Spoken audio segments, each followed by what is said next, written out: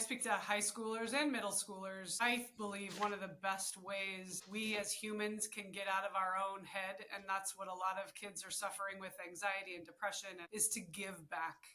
And Right. so even mentoring, like I would assume you must have some kind of mentoring program going on. Well, it's constant. I mean, you think we're just teaching you to shoot the bow, and then all of a sudden, remember the student I was talking about? They hang around after practice. Hey, Coach Jones, can I talk to you about this? Mom and Dad aren't getting along, or we don't have any money, or we haven't eaten in a week.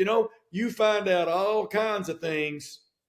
I will tell you something really cool. We're starting to have kids who go to school, become teachers, and now they're coaching a team.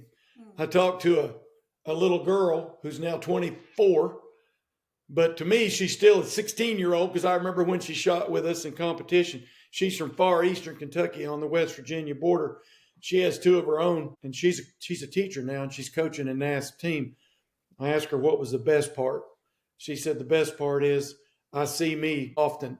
I see a little girl who doesn't have a lot of confidence, doesn't like the way she looks, doesn't like the way her academics are going, and I can encourage her.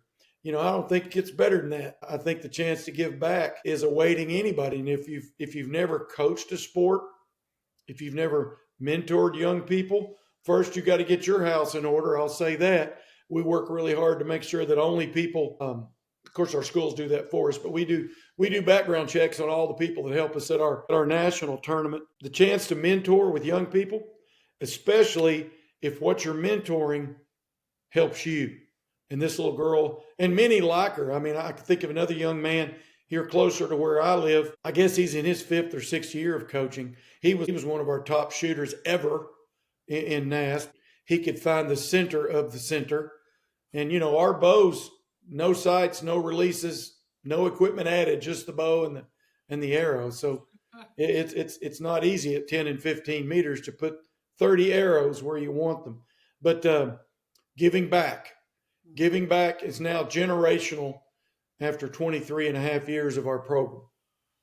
And it may be cliche, but I coached 9 and 10-year-olds for 4 or 5 years while I was writing the book. And you think, oh, I'm doing them a favor. Oh, no. You learn so much more from them. And, they are our teachers, just as when we parent, we think we have all the answers until they start giving us, all of the information that we needed to listen to.